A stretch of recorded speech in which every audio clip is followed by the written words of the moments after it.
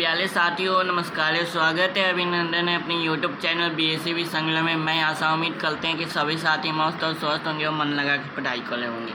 कक्षा 10वीं बिहार बोर्ड 2027 में एग्ज़ाम देने जा रहे हैं, तो यह देख के जाइएगा, यहीं से क्वेश्चन आने वाला है आपको एनुअल एग्ज़ाम में।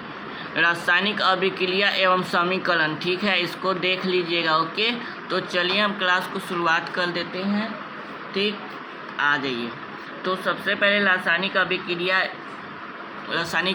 एवं समीकरण देख लेते हैं। सबसे पहले रासायनिक अभिक्रिया के बारे में जान लेते हैं। तो क्या कह रहा है रासायनिक अभिक्रिया? जब एक या अधिक पदार्थ आपस में अभिक्रिया करके नए पदार्थ बनाते हैं तो उसे हम लोग रासायनिक अभिक्रिया कहते हैं। समझिए इसको। जब एक या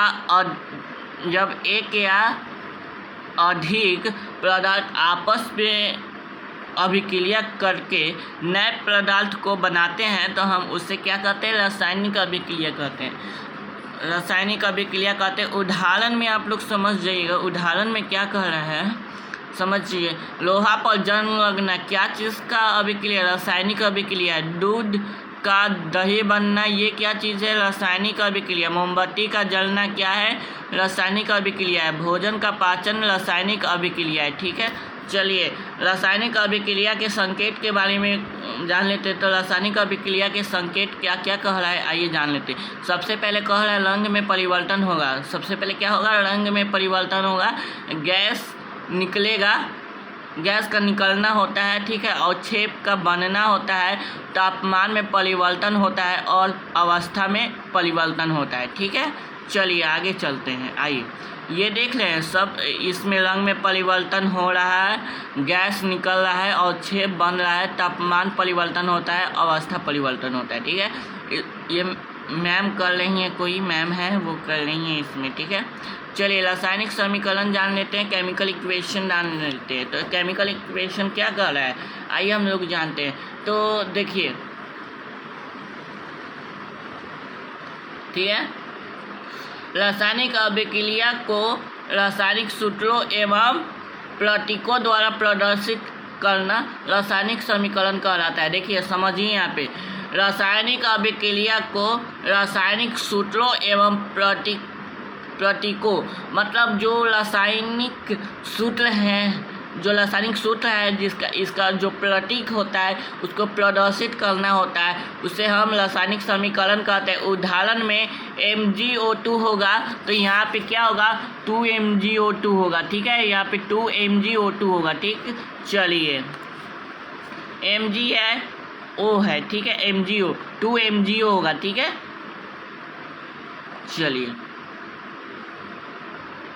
चलिए आइए। उसके बाद संतुलित रासायनिक समीकरण जान लेते हैं। तो संतुलित रासायनिक समीकरण क्या कह रहा है? जिस समीकरण में दोनों ओर प्रत्येक तत्वों के परमाणुओं की संख्या समान हो उसे संतुलित समीकरण कहते हैं। समझिए यहाँ पे, जिस समीकरण में दोनों ओर प्रत्येक तत्वों के परमाणु की संख्या समान हो उसे संतुलित समीकरण कहते हैं। जैसे यहाँ पे संतुलित कर दिया गया है, 2MgO2 है, ठीक है, 2MgO2 है, तो यहाँ पे होगा, क्या होगा?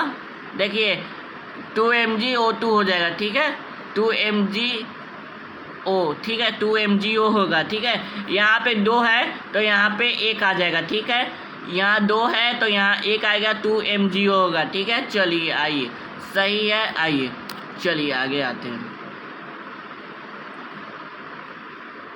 रासायनिक अभिक्रिया के प्रकार। रासायनिक अभिक्रिया के प्रकार क्या है? संयोजन अभिक्रिया पहले जान लेते हैं। ठीक है, 2 या 2 से अधिक, मतलब 2 या 2 से अधिक पदार्थ मिलकर एक नया पदार्थ बनाता है तो संयोजन अभिक्रिया कहते हैं। देखिए इसको याद करने का ज़रूरत नहीं है, आप लोग याद करते हैं तो याद करने का ज़रूरत नहीं है। यहाँ देखिए 2 या 2 से अधिक, मतलब 2 को पदार्थ है, उससे अधिक पदार्थ मिलकर नया पदार्थ को बनाता है तो उसे संयोजन अभिक्रिया कहते हैं। ठीक है, चलिए, तो उदाहरण में होता है कैल्शियम ऑक्साइड, ठीक है, कैल्शियम ऑक्साइड से हम करा रहे थे CaO प्लस H2O बराबर क्या होगा, CaOH का होल 2 हो जाएगा, ठीक है। चलिए, क्या समझ में आई बात, आ जाइए, यह अभी रिएक्शन हो रहा है, ठीक है।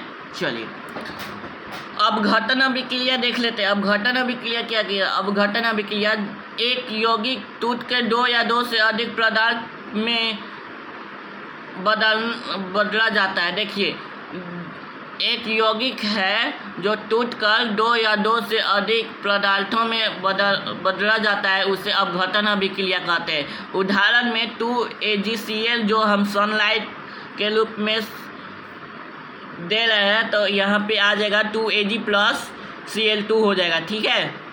कैसे आया, 2Ag आएगा प्लस Cl2 आ जाएगा, ठीक है। चलिए,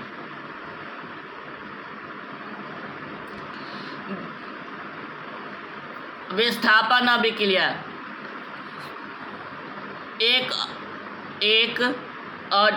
अधिक अभिक्रियाशील तत्व कम अभिक्रियाशील तत्वों को उसके यौगिक में विस्थापित कर देता है। मतलब एक अधिक अभिक्रियाशील तत्व, मतलब एगो अधिक अभिक्रियाशील तत्व है, कम अभिक्रियाशील तत्वों को उसके यौगिक से विस्थापित कर देता है, उसे विस्थापन अभिक्रिया कहते हैं, ठीक है। उदाहरण में Zn प्लस CuSO4 हो जाएगा, उसको बराबर करेंगे तो क्या होगा, ZnSO4 प्लस Cu हो जाएगा, ठीक है। चलिए,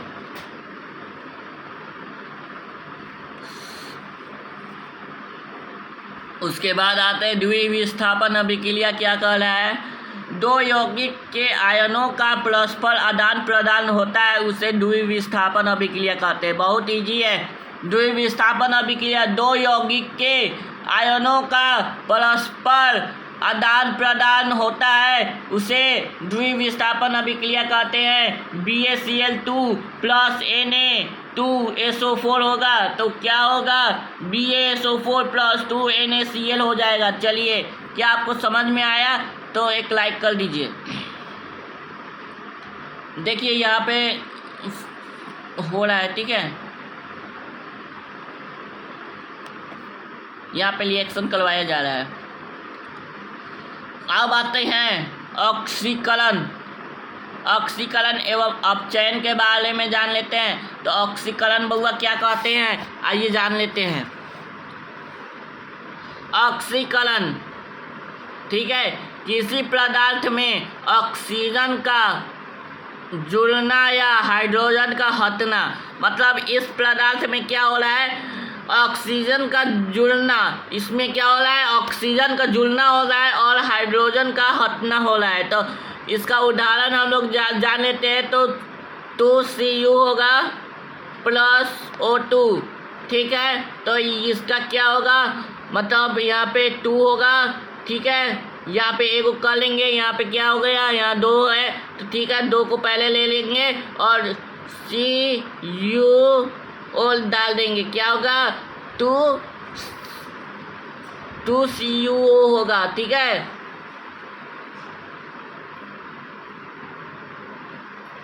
चलिए, अब अपचयन जान लेते हैं। तो अपचयन बाबू क्या कह रहा है, आइए समझते हैं इसको। किसी पदार्थ में ऑक्सीजन का घटना या हाइड्रोजन का जुड़ना। देखिए, इसमें उसका विपरीत हो गया, किसी पदार्थ में ऑक्सीजन का हटना, मतलब इसमें ऑक्सीजन हट रहा है या हाइड्रोजन इसमें जुड़ रहा है। तो इसमें क्या है, तो Cu, वही बताए, CuO प्लस H2 बराबर क्या होगा, Cu प्लस H2O हो जाएगा, ठीक है। चलिए,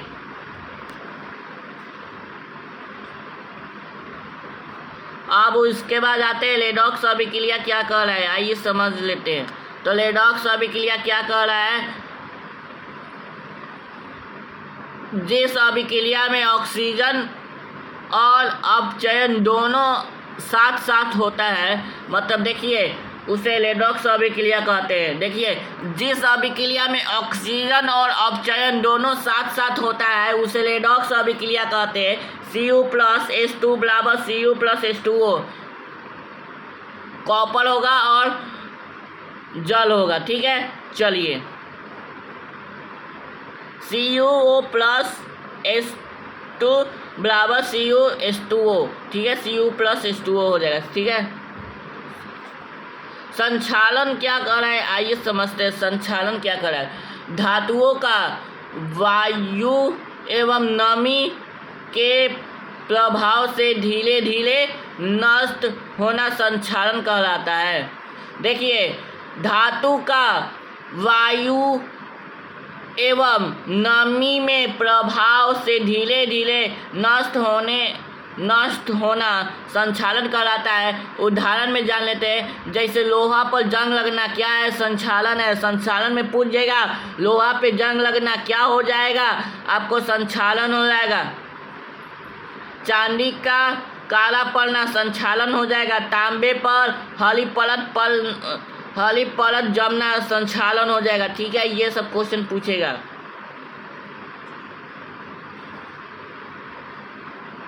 देखिए, इसमें बता दिया। देखिए, O2 plus Fe plus H2O क्या होगा, Fe2O3H2O। ठीक है, चलिए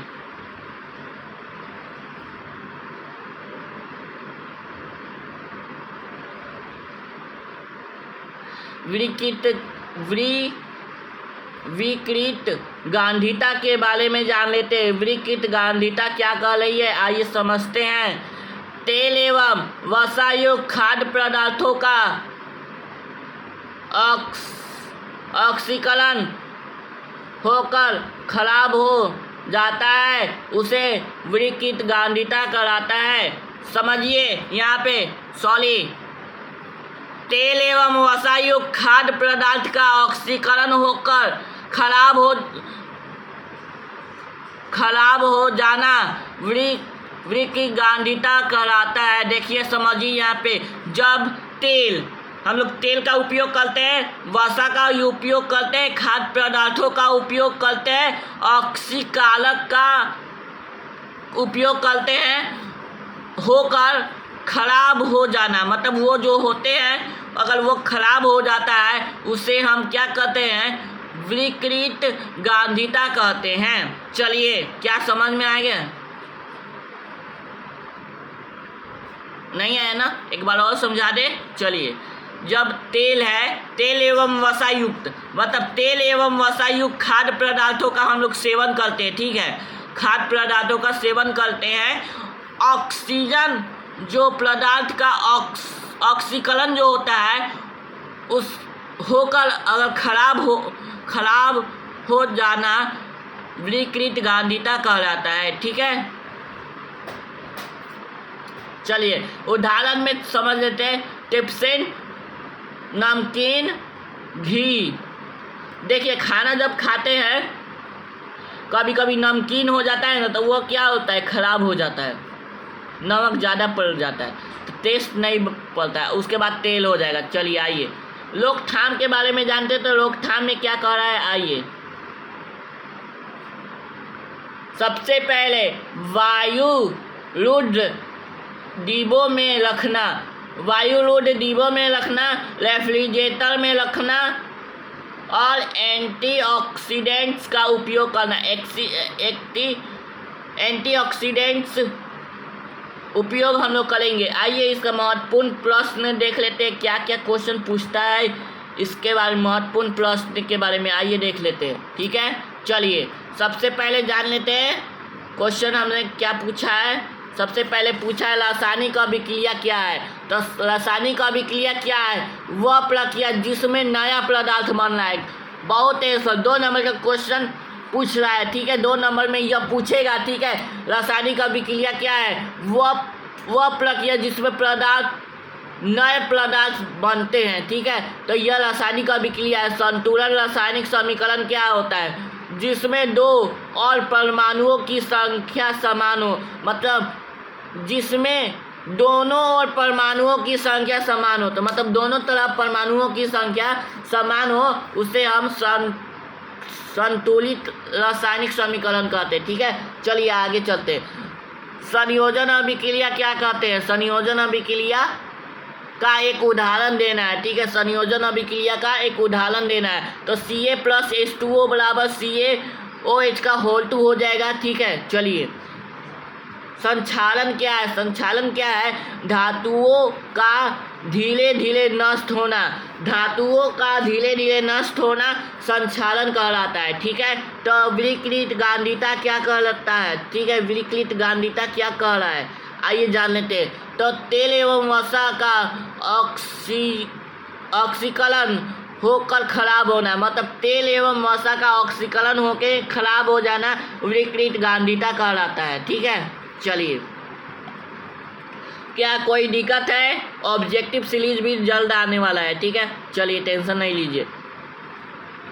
प्रश्न हेतु अति महत्वपूर्ण बिंदु है, मतलब ये परीक्षा में भी आ सकता है। रासायनिक अभिक्रिया में नया पदार्थ बनाता है, कौन बनाता है बता सकते हैं? रासायनिक अभिक्रिया में नया पदार्थ बनते हैं। ठीक है,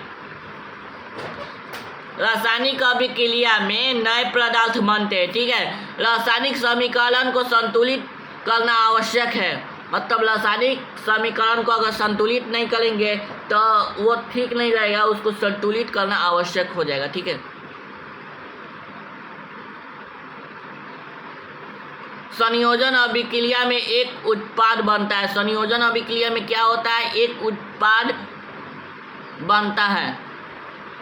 अपघटन अभिक्रिया में एक यौगिक टूटता है। अपघटन अभिक्रिया में क्या होता है? एक यौगिक टूटता है। विस्थापन अभिक्रिया में अधिक अभिक्रियाशील तत्व कम अभिक्रियाशील तत्वों को घटाता है। देखिए, विस्थापन अभिक्रिया में अधिक अभिक्रियाशील तत्वों कम अभिक्रियाशील तत्वों को हटाता है, भले घटाता है। ठीक है, जो अधिक अभिक्रियाशील तत्व होता है वो कम हो जाता है, तो अभिक्रियाशील तत्व जो होता है वो घटाता है। ठीक है, इसको समझ लेना। ठीक है, चलिए और उसके बाद है क्या? ऑक्सीकरण एवं अपचयन साथ होने पर रेडॉक्स अभिक्रिया